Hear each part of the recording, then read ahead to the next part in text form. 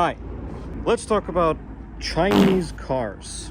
I apologize for all the construction noises, but as you can see over there, construction work is being done. Anyway, Chinese cars. There are a lot of judgments and preconceptions surrounding Chinese cars right now, even though they've been putting in the effort and the work to improve what they do. That's also the case with Chery, who 10 years ago was making NPC cars like this.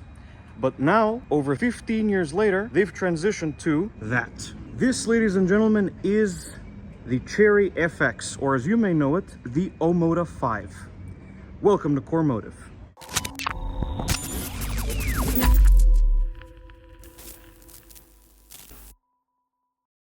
So, let's talk about the Omoda 5 then, or the FX as it's known in the Balkans. With this car, along with the Tiggo 7 Pro and the Tiggo 8 Pro, Chery is finally returning to Europe, joining the whole storm of Chinese automakers for planning to make it big on this continent.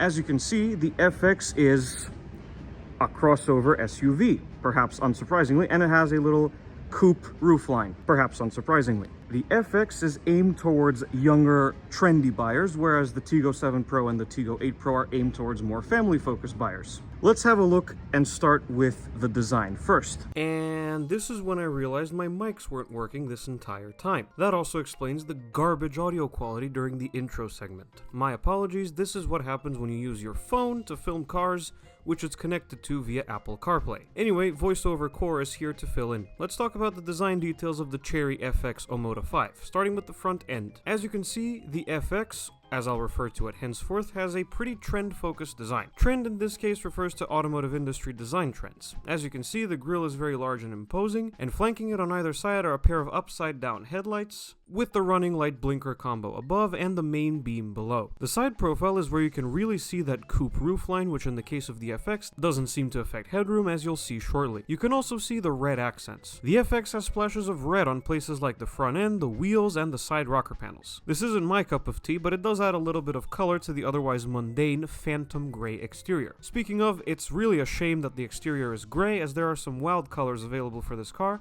including this pastel green. The rear is where we see more of the trends. Across the tailgate we have, guess what, a rear light bar. And in the middle of the light bar we have, guess what, the automaker's name spelled out. And below all of that we have, guess what, fake exhaust outlets. Joking aside, overall I don't mind the look of the FX. It's trendy, it's modern, and has its own take on today's trends. Not bad at all. Well, we're back here, let's check out the cargo area. With the rear seats up, the FX has a respectable 360 liters or 12.7 cubic feet of cargo space.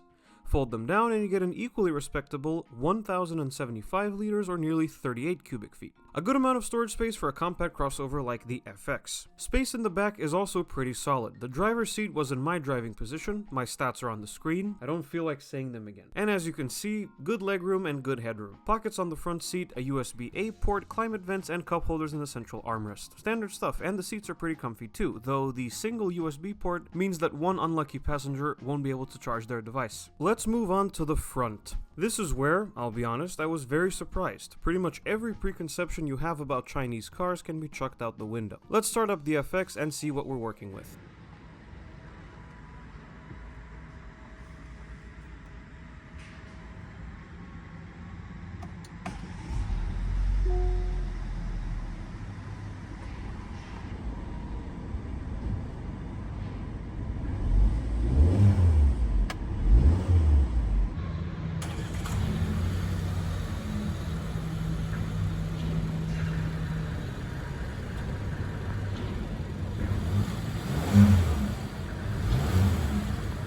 First thing we have is this rather nice steering wheel. It's well sized, it's good to the touch, and the power steering is pretty light and easy. I also admire Chery's wisdom to wrap pretty much half the steering wheel in piano black plastic. Ladies and gentlemen, that was sarcasm. Audio controls on one spoke, cruise control on the other spoke. That sensor behind the wheel, we'll come back to that. The Chery FX is only offered with a 7-speed dual-clutch automatic transmission in Macedonia, which sends power exclusively to the front wheels. The electronic shifter in the middle is pretty standard, but it's also a little counterintuitive. More on that later. Shifting into reverse activates the advanced 360-degree camera system, a very useful feature with some pretty solid high-resolution cameras. Let's check out the rest of the interior. Obviously, we have two screens, one for the cluster and one for the infotainment content, both of them on a single continuous panel. The screens are not connected though. The gauge cluster shows you your standard stuff, revs, speed, ADAS related stuff, and it can also depict other vehicles in traffic in real time, which was nice. If you're not a fan of the analog gauges, the Chery FX offers 3 in total themes for the instrument cluster and infotainment system. One of them is called Streamer, as in Twitch streamer, I presume. That should give you a feel for this car's target demographic. The center infotainment screen is surprisingly responsive, and it's full of some good features. Wireless Apple CarPlay and Android Auto, and a digital assistant that you can call out and feed voice commands to, depicted in the screen by this adorable, rejected Wall-E character. The screen also has some interesting options like asking the ambient lighting to dance to the rhythm of whatever music you're playing. Moving further down, we have a lineup of almost physical AC controls. It counts because they are separate, but they are on a capacitive touch panel and they don't provide any sort of haptic feedback. Still, it's good to have them here. By the way, we have heated and ventilated seats. Nice. Below that we have the actually brilliantly placed wireless phone charger, and right next to it a suggested place to put the key fob. I say suggested because it doesn't really matter. As long as it's in the car, you can start it up no problem. The center console plays host to the shifter, the drive mode selector, hazards, volume control and stereo power, home button for the infotainment system, the camera setup, and the parking brake. By the way, it's a floating center console setup with extra storage below and 2 USB ports. This FX also has a panoramic sunroof, although the sunshade is manual. The interior build quality is surprisingly solid, but the panel that houses the 2 screens is a little creaky. Other than that, great materials and solid build throughout. Under the hood, you'll find a 1.6-liter turbocharged 4-cylinder with direct injection. It puts out 186 horsepower and 273 newton meters or 201 pound-feet of torque. And again, all that goes to the front wheels through a 7-speed, dual-clutch automatic transmission. This is the only engine and drivetrain combo available in Macedonia. The FX is available elsewhere in the world with a CVT, a smaller engine, all-wheel drive, and there's even an electric one. It'll probably be a while before the latter reaches the Balkans though. Anyway, time to hop behind the wheel. The FX feels pretty good behind the wheel overall. In town, it's pretty good. Quiet, relaxed, refined, and fairly responsive when you need it to be. There was a little bit of hesitation from the transmission and even more from the auto hold system, but the town experience with the FX was fairly solid. Out on the highway,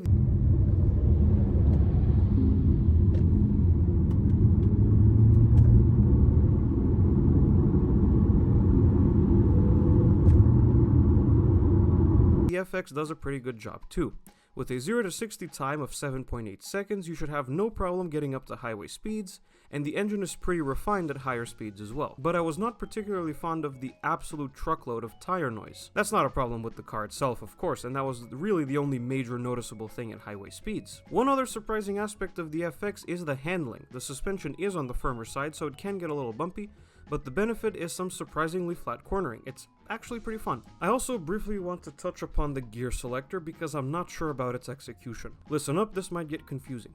Operating the selector is similar to what you're used to. Press a trigger to unlock, push it down all the way for drive, halfway up or down for neutral, and all the way up for reverse, and then press the button for park. However, in order to go into manual mode, you have to press the trigger and push the selector down as if you were selecting drive, while the car is already in drive. Yes, you can do this on the move. Please be careful or you might lose an axle. Then when you actually are in the manual mode, you have to select the gears with halfway pushes and pulls as you would do to select neutral. This was just confusing to me. I'd much prefer moving the shifter off to the side to a separate manual mode or having paddle shifters. Still, once you get the hang of it, the FX's manual mode works decently well. This is a good time to mention this car's plethora of safety systems. We already touched on the 360-degree camera, but there's also adaptive cruise control, lane departure warning with lane keep assist, auto emergency braking, something called the intelligent elude system, which allows you to overtake longer vehicles easier, rear cross traffic alert, and some others. This particular one also had the driver attention system, hence the sensor behind the steering wheel that I mentioned earlier.